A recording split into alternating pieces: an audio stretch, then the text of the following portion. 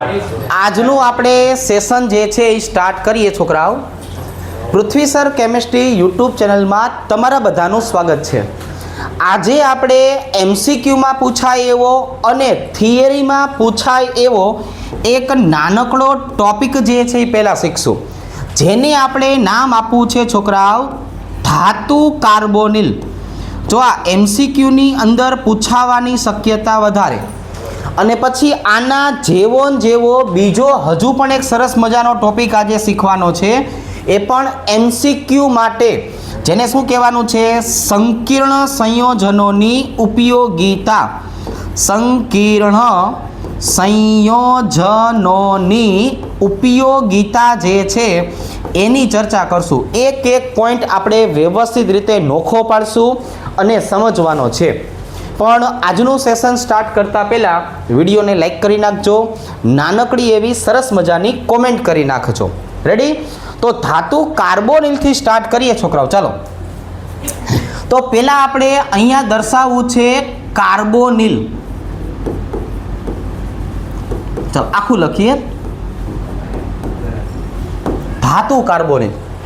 આ ધાતુ કાર્બોનિલનું વર્ગીકરણ કરીએ ને તો જો આમ જોવા જઈએ તો બે પ્રકારમાં થશે છોકરાઓ.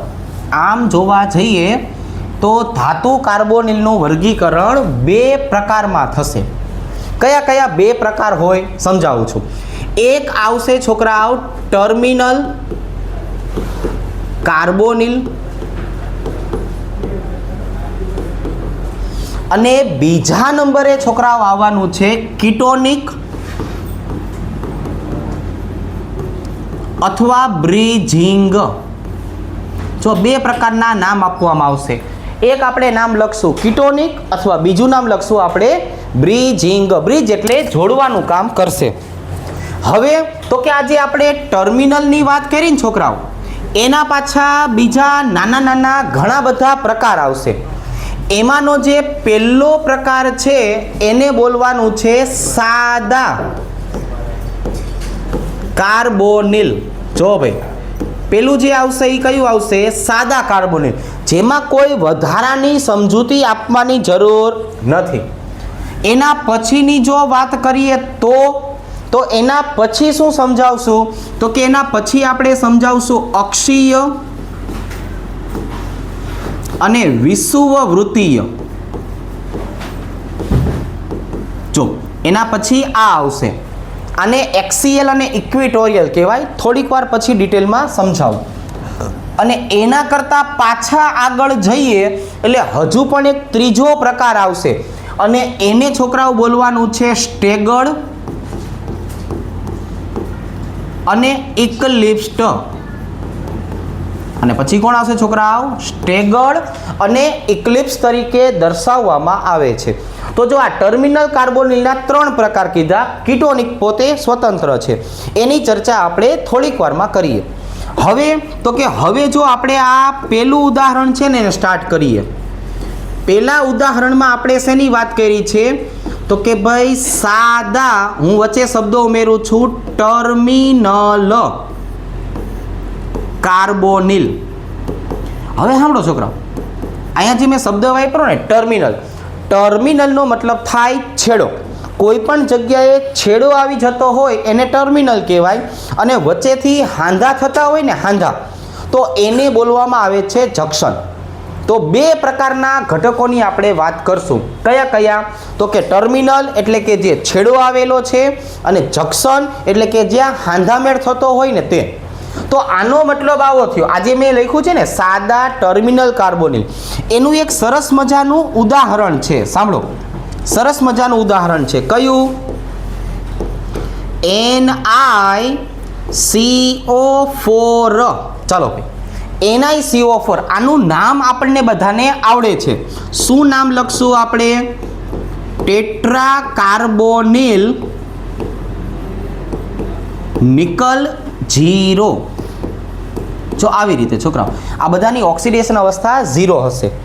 હવે આનું આપણે છે ને સરસ મજાનું એક બંધારણ બનાવીએ, અને પછી આપણે કહીએ કે અહીંયા ટર્મિનલનો મતલબ આવો છે. જો આના સૌથી મધ્ય ભાગમાં કોણ આવશે?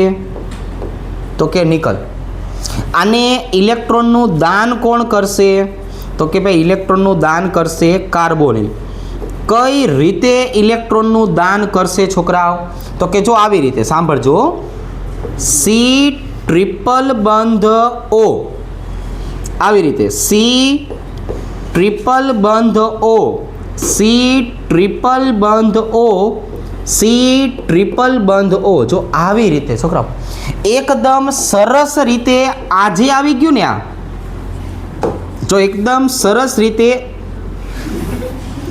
આજે આવી ગયું ને છોકરાઓ, એટલે પણ આડું ન થાય કાંઈ, તો આમ જ આવે, એનો વાંક નથી, આપણો વાંક છે. તો અહીંયા જુઓ છોકરાઓ, અહીંયા જે સી ટ્રિપલ બંધ O આવી ગયું ને, જો છેડા ઉપર આવી ગયું. ક્યાં આવી ગયું? છેડા ઉપર. તો એ જો છેડાની આપણે વાત કરીએ ને, તો હવે આ છેડાને બોલવામાં આવે છે છોકરાઓ ટર્મિનલ. તો આમે તમને પહેલા નંબરનું ઉદાહરણ સમજાયું અહીંયા. કયું? સાદા ટર્મિનલ કાર્બોનિલ આવી રીતના હોય. હવે આની અંદર હું તમને આ બીજું ઉદાહરણ સમજાવું છું. જો કયું છે? તો કે ભાઈ અક્ષીય અથવા વિષુવવૃત્તીય.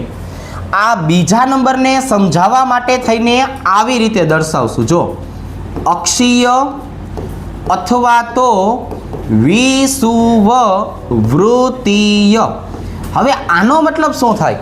તો કે આને છોકરાઓ બોલવામાં આવે છે એક્સિયલ અને ઇક્વિટોરિયલ. આને શું બોલવામાં આવશે? એક્સિયલ, અને આને બોલવામાં આવશે ઇક્વિટોરિયલ. હવે આમનું સેપરેશન કઈ રીતે કરશો?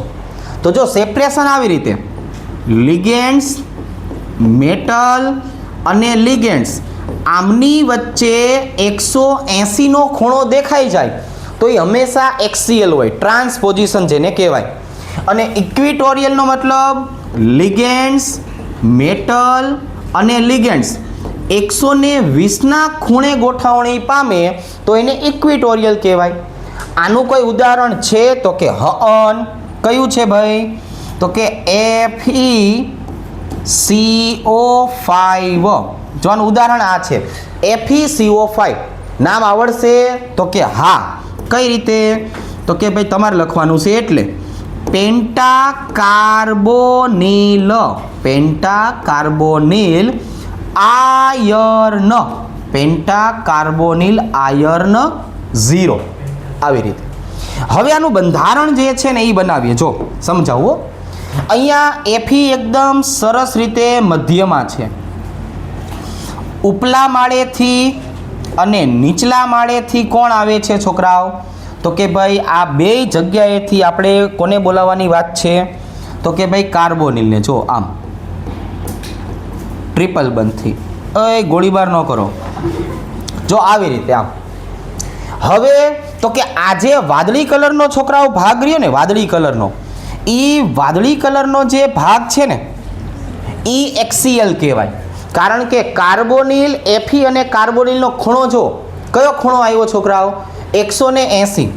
પણ હવે હું જે આની વાત કરું છું છોકરાઓ, જો હવે આપણે આની વાત કરીએ. 1, આ 2 અને આ 3. હવે તો અહીંયા જે કાર્બોનિલ આવી ગયા ને એ બધા છે તો છેડા ઉપર જ. તે જો આ છે ક્યાં છોકરાઓ?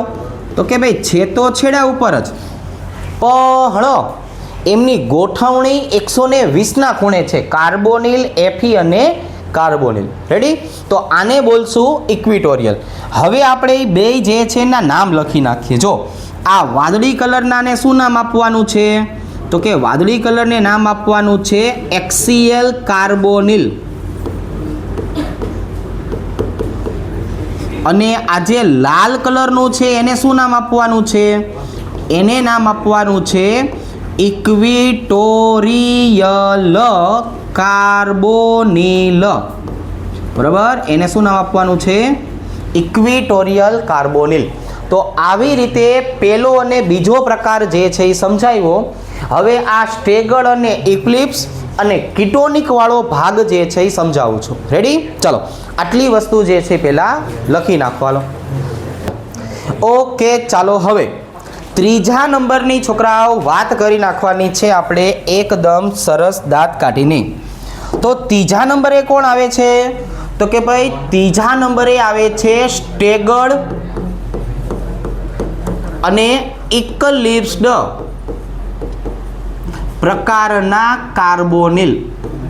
હવે આને સમજાવવા માટેની જો આપણે વાત કરીએ ને તો એનું ઉદાહરણ કયું આવશે? જો આને સમજાવવા માટેની વાત કરીએ ને છોકરાઓ, તો આનું ઉદાહરણ છે આવી રીતે MN2CO10. જરાક આનું IUPAC નામ બનાવશો છોકરાઓ? જોઈ તો આનું નામ શું થશે?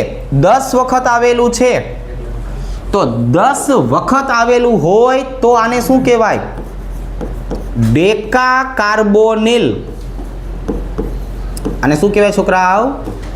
Deca carbonyl. 10 વખત છે એટલે ડેકા. બરાબર છે? ચલો ભાઈ Mn 2 વખત આવેલો છે, આની અંદર ધાતુ પ્રકારનો એક બંધ બનશે. બરાબર?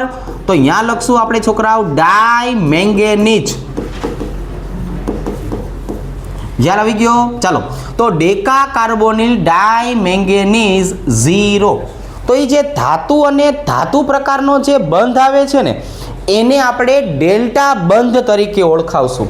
પણ હવે અહીંયા મારે તમને આ બે શબ્દ શીખવાડવાના છે, સ્ટેગર્ડ અને ઇક્લિપ્સ. ચલો ભાઈ, સ્ટેગર્ડનો મતલબ શું થશે બોલો જોઈ?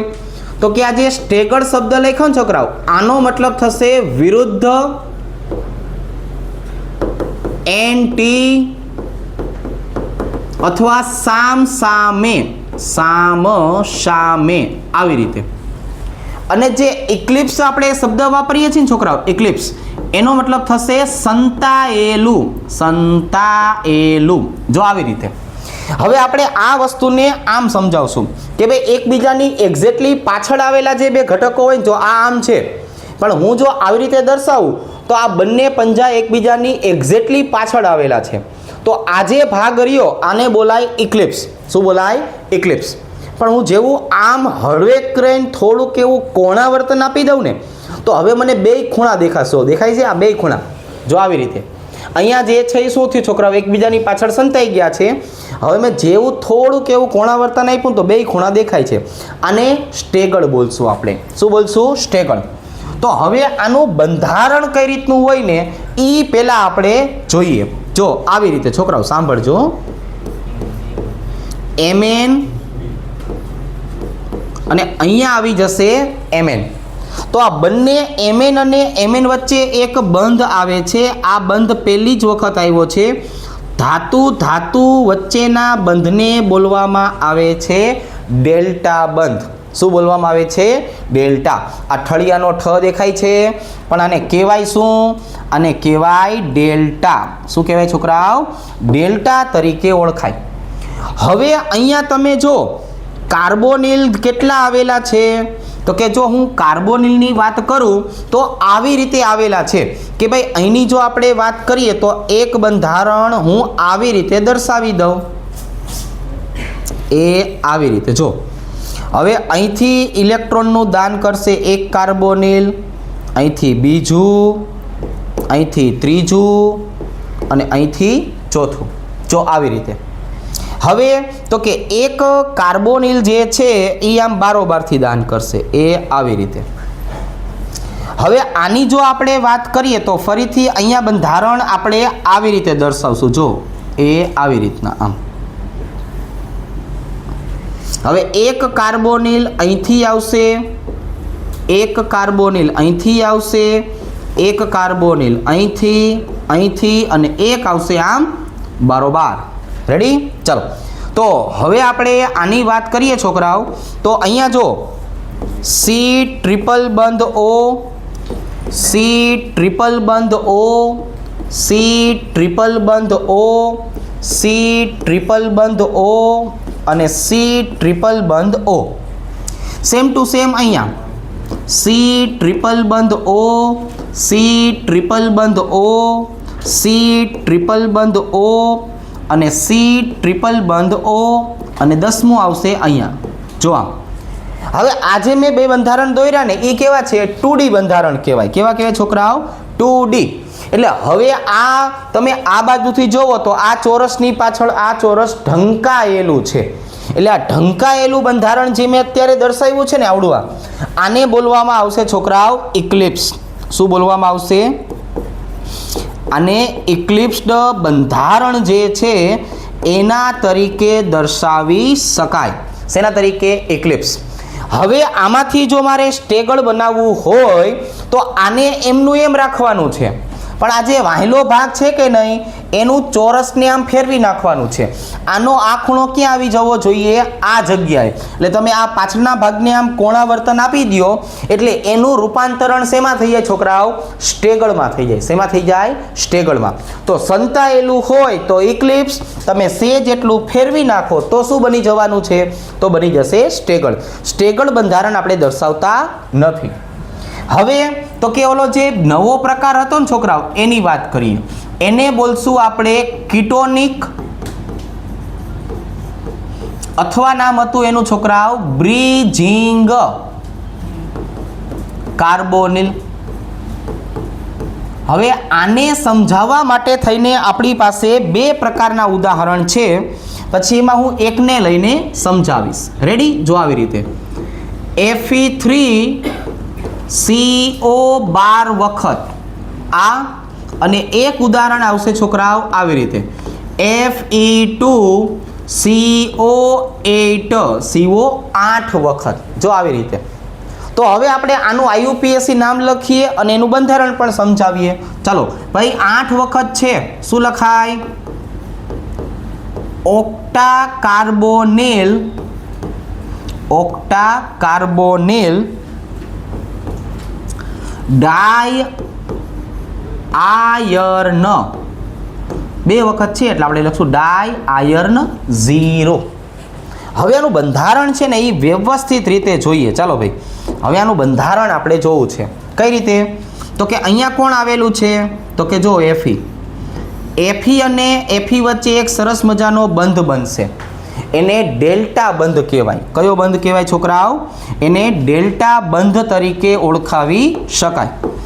હવે તો કે અહીંયા જો આવી રીતે આ વચ્ચેથી એક કાર્બોનિલ જોડાશે ખરા, પણ આ કાર્બોનિલ આપણને ઓર્ગેનિકમાં રહેલા કીટોન જેવો લાગશે, કેમ કે એની સંયોજકતા જો 2 થઈ ગઈ. અત્યાર સુધી આપણે કેવી સંયોજકતા રાખતા છોકરાઓ? 1. હવે એની સંયોજકતા કેવી થઈ ગઈ? જો 2. એટલે આ કીટોન જેવો બને છે એટલે નામ આપ્યું છે કીટોનિક. બીજું, આ 2 Fe જોડવાનું કામ કરે છે, બ્રિજ તરીકેનું કામ કરે છે, પુલ બની જાય છે, એટલે આને શું બોલાય? બ્રિજિંગ. એટલે આને શું બોલાય છોકરાઓ? બ્રિજિંગ. આવી રીતે પણ દર્શાવી શકાય. હવે સાંભળો, તો હવે આની જો વાત કરીએ તો અહીંયા બીજા 3 જે છે એ પાછા ટર્મિનલ પ્રકારના આવી જશે. જો આ જે 3 અહીંયા આવેલા છે છોકરાઓ એ ટર્મિનલ પ્રકારના આવી જશે. જો આવી રીતે C ટ્રિપલ બંધ O, C ટ્રિપલ બંધ O, C ટ્રિપલ બંધ O, આવી રીતે C ટ્રિપલ બંધ O, C ટ્રિપલ બંધ O અને C ટ્રિપલ બંધ O. તો આવી રીતે આપણે ધાતુ કાર્બોનિલના 4 પ્રકાર સમજાવી શકાય. 3 આવડા, ચોથું આ. રેડી? ચલો હવે આપણે સંકીર્ણ સંયોજનોની ઉપયોગિતાની ચર્ચા કરીએ. તમે આટલી વસ્તુને વ્યવસ્થિત લખી લ્યો, પછી આપણે એની ઉપયોગિતા સમજીએ. ચાલો જો હવે નવો નાનકડો એવો સરસ મજાનો ટોપિક આપણે સમજવો છે. આમાંથી MCQ ફરજિયાતપણે પૂછાય છે છોકરાઓ. આ ટોપિકને આપણે શું કહેવાનું છે? આને બોલવાનું છે સંકીર્ણ સંયોજનોના અનુપ્રયોગો. આપણે સારી ભાષામાં બોલશું ઉપયોગિતા. શું કહેવાનું છે છોકરાઓ? આની ઉપયોગિતા. આ શેના માટે? તો કે ભાઈ MCQ માટે ખૂબ જ અગત્યની છે. રેડી? ચાલો તો ધીમે ધીમે કરતા એક ઉપયોગિતા આપણે સમજતા જઈએ. જો આપણે પહેલા ઉપયોગિતાની વાત કરીએ તો આવી રીતે સમજાવશું કે આ જે સંકીર્ણ સંયોજનો છે એ સંકીર્ણ સંયોજનોનો ઉપયોગ જે છે એ શેના માટે થાય છે? તો કે ભાઈ આનો ઉપયોગ થાય છે ગુણાત્મક અને જથ્થાત્મક પૃથ્થકરણમાં.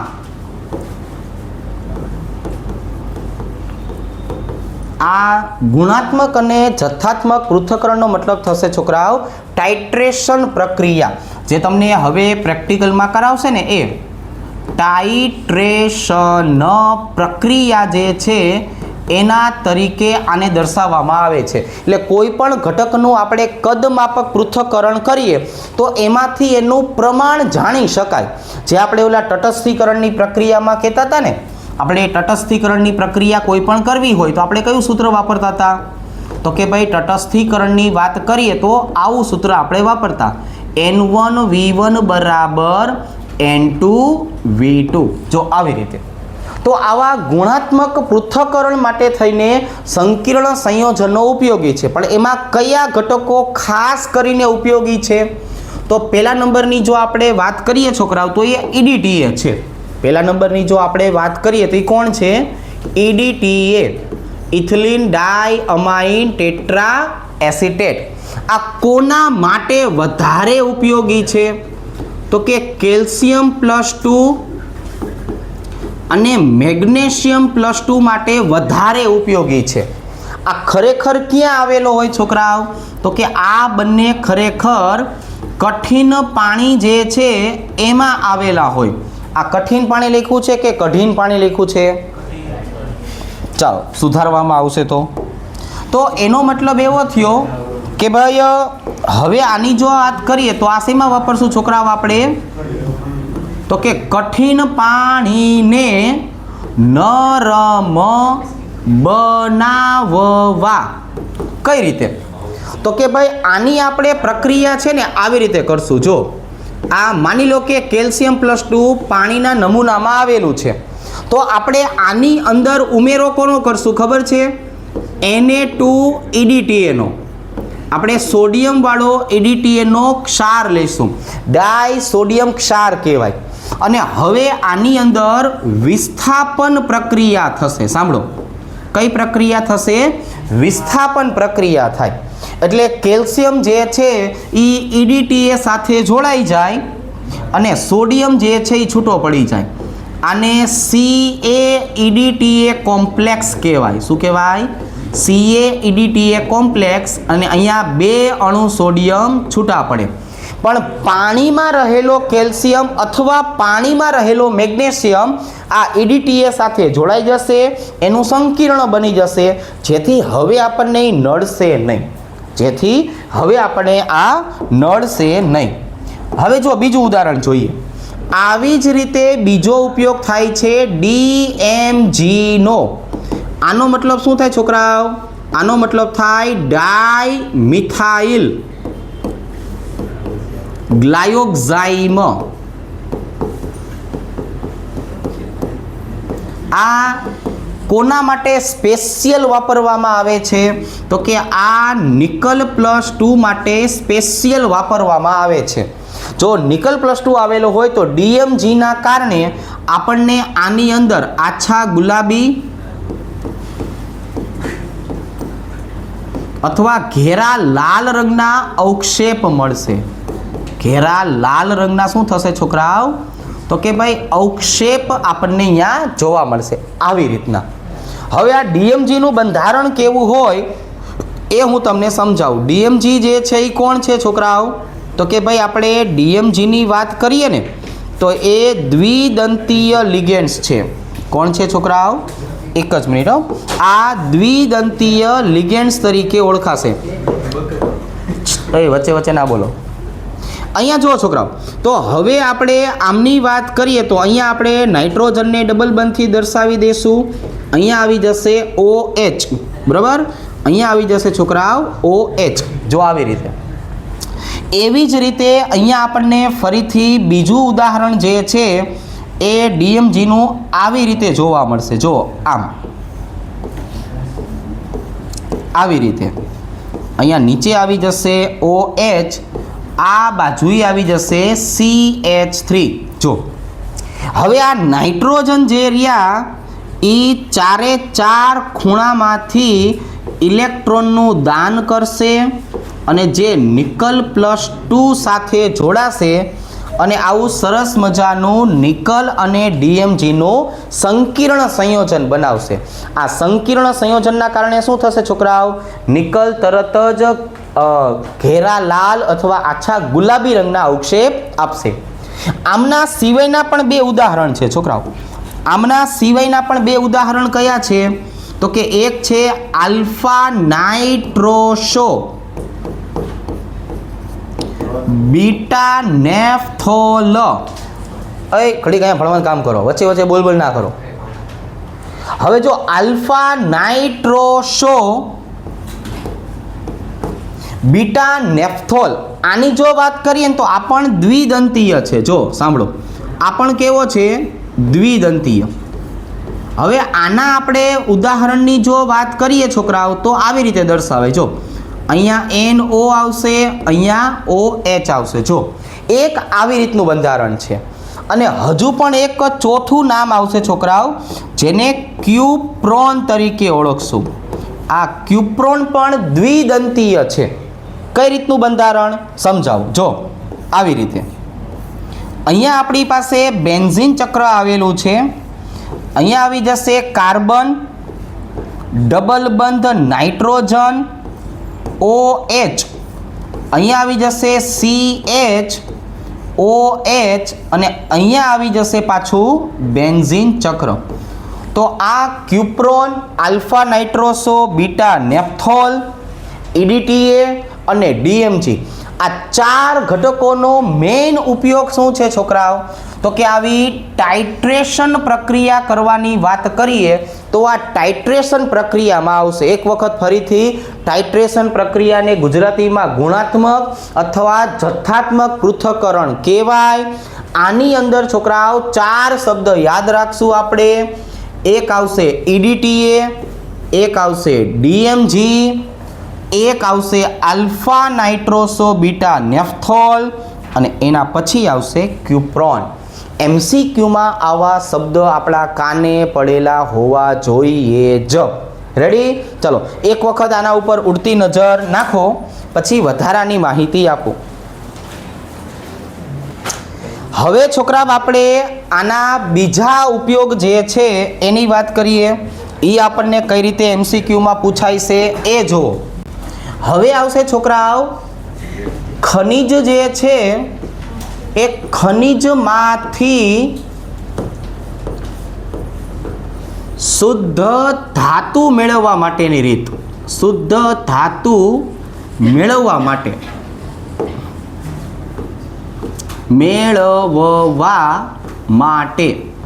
હવે એના માટે શું કરશું કે ભાઈ ખનિજમાંથી મારે શુદ્ધ ધાતુ મેળવવી હોય તો એના માટે આપણે બે રીત શીખવાડવાની છે. પહેલી રીત જુઓ, પહેલી રીત આવેલી છે છોકરાઓ AU અથવા AG માટે. પણ આ એમનેમ ન મળે. આના માટે ચોક્કસ પ્રકારના કેમિકલ વાપરવા પડે જેને ઔષાદક બોલાય. જેને શું બોલાય છોકરાઓ? ઔષાદક તરીકે ઓળખવામાં આવે.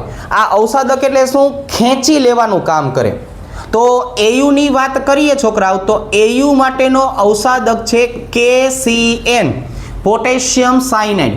અને AG ની વાત કરીએ છોકરાઓ તો એનો ઔષાદક કોણ છે છોકરાઓ? તો કે NaCN.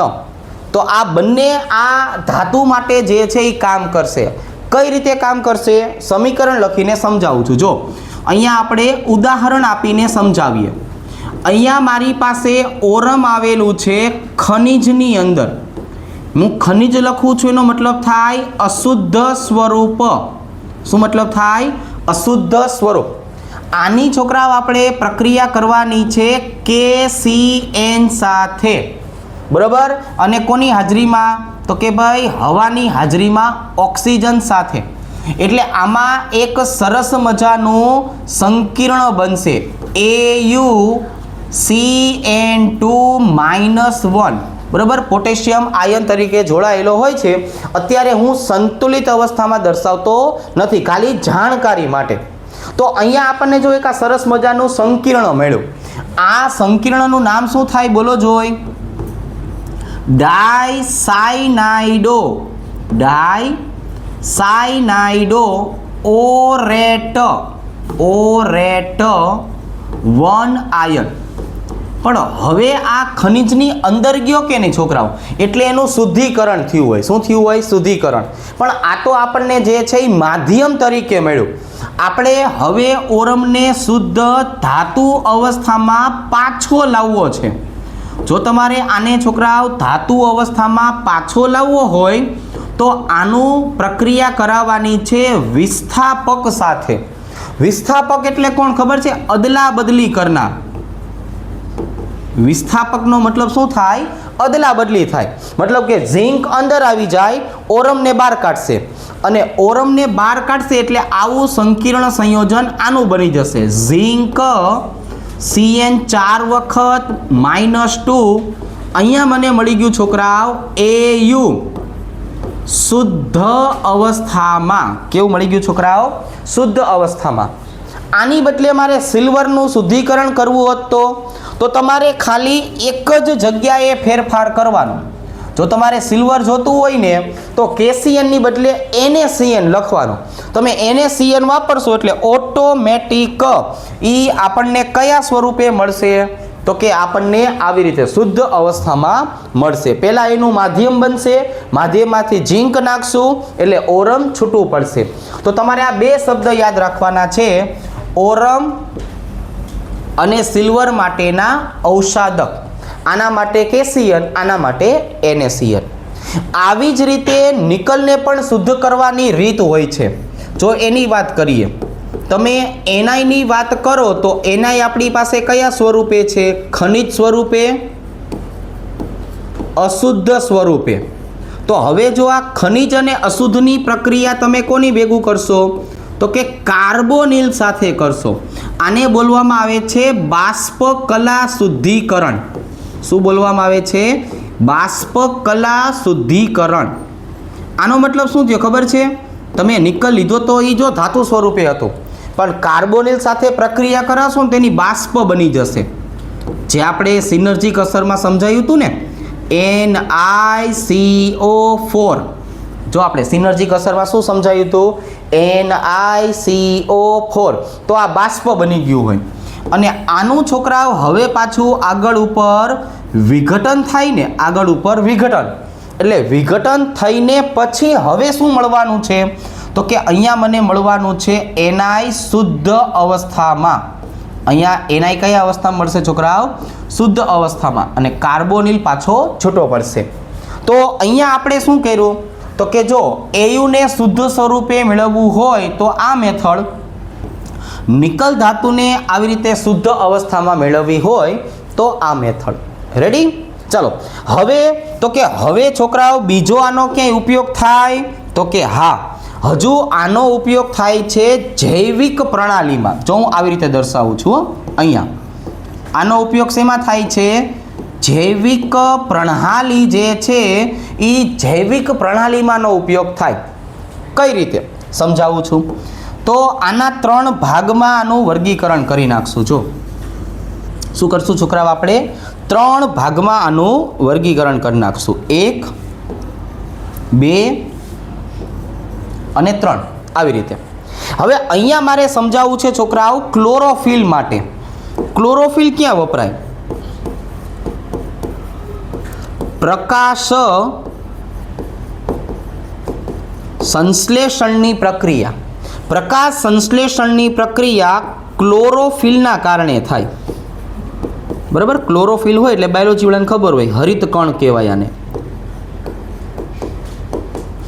આની અંદર મેગ્નેશિયમ +2 નું સંકીર્ણ સંયોજન આવેલું હોય. કોનું સંકીર્ણ સંયોજન આવેલું હોય? મેગ્નેશિયમ +2 નું સંકીર્ણ સંયોજન. રેડી? ચાલો બીજા નંબરની આપણે વાત કરીએ છોકરાઓ, તો અહીંયા આપણે આવી રીતે લખશું, લોહીમાં આવેલ હિમોગ્લોબિન એ શું કરે છે તો કે શરીરની દરેક પેશી સુધી ઓક્સિજન જે છે એ ઓક્સિજન પહોંચાડવાનું કામ કરે છે અને એને બોલવામાં આવે છે HbO2 અને ઓક્સી હિમોગ્લોબિન એવું નામ અપાય. શું નામ અપાય છોકરાઓ? ઓક્સી હિમોગ્લોબિન જે છે એવું નામ આપવામાં આવે છે. પણ અહીંયા મારે તમને એ સમજાવવું છે કે હું હિમોગ્લોબિન શબ્દની વાત કરું તો એ Fe+2નું સંકીર્ણ સંયોજન છે. એ કોનું સંકીર્ણ સંયોજન છે છોકરાઓ? Fe+2નું સંકીર્ણ સંયોજન છે. હવે એના પછી તો કે એના પછી ત્રીજા નંબરે છોકરાઓ આપણે વાત કરવાની છે વિનાશી રક્ત અલ્પતાની. આ વિનાશી રક્ત અલ્પતાનો મતલબ શું થાય તો કે લોહી જે છે એ ધીમે ધીમે ઉડી જવું, એના કારણે જે છે વિટામિન B12ની ખામી સર્જાય, જેથી થાક વધુ લાગવા માંડે. તો અહીંયા પૂરતો આહાર પૌષ્ટિક ન લેતા હોય ને ત્યારે આવું જોવા મળે. વિટામિન B12 જે છે એના કારણે એને એનિમિયા તરીકે ઓળખવામાં આવે છે. શેના તરીકે ઓળખાય? એનિમિયા. અમે એનિમિયા જે લખ્યું ને અહીંયા વિનાશી રક્ત અલ્પતાનું નામ લખ્યું છે. વિટામિન B12 ને શું બોલાય તો એને બોલવામાં આવે છે સાયનો કોબાલ એમાઇન. હવે આપણે આ સાયનો કોબાલ એમાઇનની જો વાત કરીએ તો આની અંદર કોબાલ્ટ +3નું સંકીર્ણ સંયોજન આવેલું છે. છોકરાઓ, કોનું સંકીર્ણ સંયોજન આવેલું છે? કોબાલ્ટ +3નું સંકીર્ણ સંયોજન આવેલું છે. તો અહીંયા 3 શબ્દ યાદ રાખશો. ક્લોરોફિલ પૂછે તો Mg+2, હિમોગ્લોબિન પૂછે છોકરાઓ તો અહીંયા આવશે Fe+2, બરાબર, આ ઓક્સી હિમોગ્લોબિન. અને વિટામિન B12ની વાત કરીએ તો સાયનો કોબાલ એમાઇન. સાયનો કોબાલ એમાઇન. રેડી? ચાલો. હવે બીજા 2 નામ આવેલા છે કાર્બોક્સી પેપ્ટિડેઝ A, બરાબર. એક એ નામ આપણે વધારાનું જે છે એમાં એક્સ્ટ્રા તરીકે યાદ રાખશું, બરાબર છે. ચાલો, પણ પહેલાં આટલું આપણે લખી લ્યો, પછી વધારાની માહિતી આપું છું. હજી હવે આ જો આ જે 3 લખાવ્યા ને એના સિવાયના બીજા 2 નામ પણ આપણે જૈવિક પ્રણાલી માટે છોકરાઓ યાદ રાખશું. કયા 2 જો ખૂણા લેખા એક્સ્ટ્રા કરીને? કાર્બોક્સી પેપ્ટિડેઝ A અને કાર્બોનિક એનહાઇડ્રેસ. હવે આ જે કાર્બોક્સી પેપ્ટિડેઝ A રહ્યું ને એ પાછું યાદ રાખજો. એ શેના માટે હોય છે તો કે ઝિંક +2 માંથી બનેલું હોય છે. શેમાંથી બનેલું હોય છે? ઝિંક +2 માંથી. ચાલો, આટલી માહિતી સંપૂર્ણ લખી લ્યો. વધારાનું હમણાં થોડીક વારમાં પાછું લખાવું છું.